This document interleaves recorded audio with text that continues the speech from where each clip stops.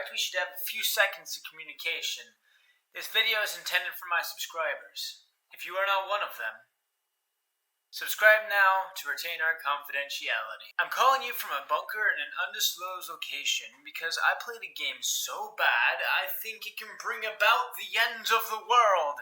I know that sounds ridiculous and I can explain if given enough time, but I don't have time right now, so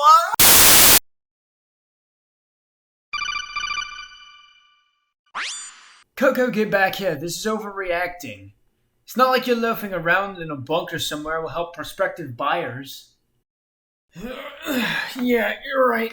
It's not like this tux suits me anyways. Allow me to explain the former. My name is Edgar. I'm a friend of Coco's and I suppose more than that.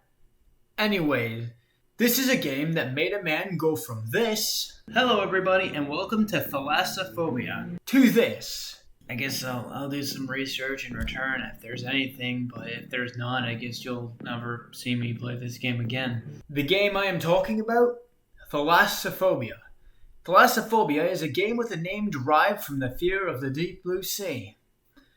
It was created by Thulian Pantheon and is the developer's sole game. It is available on Steam for $7 if you want to give it a try. It falls under the survival and tower defense subcategory and is very difficult. If that's your style of game, go ahead. However, I recommend reading reviews before purchasing any game. I think I hear Coco. I suppose he'll give you more of a rundown. Talk to you guys later. Sorry I'm late, the teleporter was broken and now we're getting off topic. Hey guys, let me tell you about this game I bought for $7. Right off the bat, I went into this game with steady caution, first looking at the how to play button. I read a few things about it and I couldn't really figure it out, so I thought I'd figure it out as I played because I eventually got bored of reading. The loading is a bit slow and there's about 3 slides, so it kind of gets boring even though the slides are a little bit cool.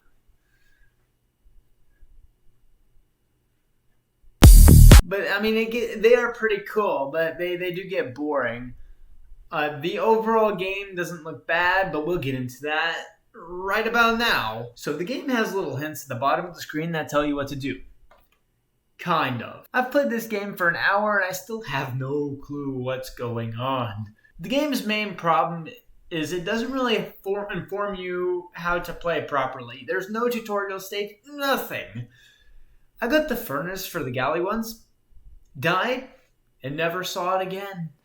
That wouldn't be bad if only it wasn't necessary to not die from insanity. And when I got it, I still didn't know how to use it. Oh, what's that? Oh yeah, you have hunger, insanity, troop health, limited supplies on top of not even knowing how the game works. Furthermore, it is incredulous how quickly you can go insane by feeding or not feeding your guys. There are remedies for insanity, but they are not efficient at all. Let's talk about some of the cryptids you encounter. The infected are pushovers, barely an inconvenience, and there's one really tough guy that comes every now and again. He's slow though, so you'll be able to knock him down unless you're really bad. I had an encounter with Daddy Longlegs or whatever, but that didn't last too long. Apparently, if the infected get into your boat, they damage your hull and you have to use scrap to repair it. Scrap is also necessary for constructing turrets, which are indeed important. But if you're an achievement hunter, then you'll be rather disappointed because if you construct turrets, you will not get the achievement for it. Believe me, I tried. How about the captain? Oh, captain, my captain. So you can press F to censor the captain if you got lost because you have dual monitors and you tried to click the dodging GUI or whatever matter of copious glitches the game is capable of presenting. The mouse scroller can help you toggle between your hands, a hammer, and a freaking gun. There are skills in the game if you can figure out how to accrue the experience, and they may be decent. I don't really want to play the game anymore, so I don't really want to find out. The diving mechanic is how you get a lot of your goods. You aren't allowed to leave him, so don't think about ditching that loser that complains about his job. Ah yes, all the characters have dialogue. Sometimes they also have grammar errors, which is also profuse throughout the game. Yes, my HP is low, it's 0. Like most indie games, the game has a singular, to my knowledge, developer and ambivalent ratings. It definitely pulls off the look of a classic indie game very well, and it makes me reminiscent to an extent. But again, like in a traditional indie game, it has almost no online presence except for the people asking about the game and a few mixed reviews.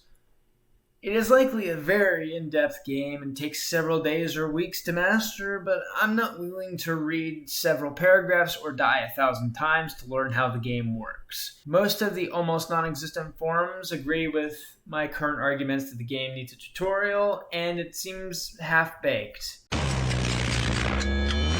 Supposedly, this game is 1.4, but I don't think it should be 1 point anything just yet. I might not want to play it as it currently is, but I definitely see potential if the developer wants to love it just a little more. I'll keep a close eye on it and see if anything changes, but we shall see. Thanks for watching. Leave a comment. If you liked the video, like it. If you liked the video, then I know that you like this kind of content, and I'll make more of it, and I kind of pulled an all-nighter for this one, so... and that's not even including the time I took to record it. Subscribe if you like my content, and I'll see you guys in the next one. See ya. Bye-bye. However, ciao.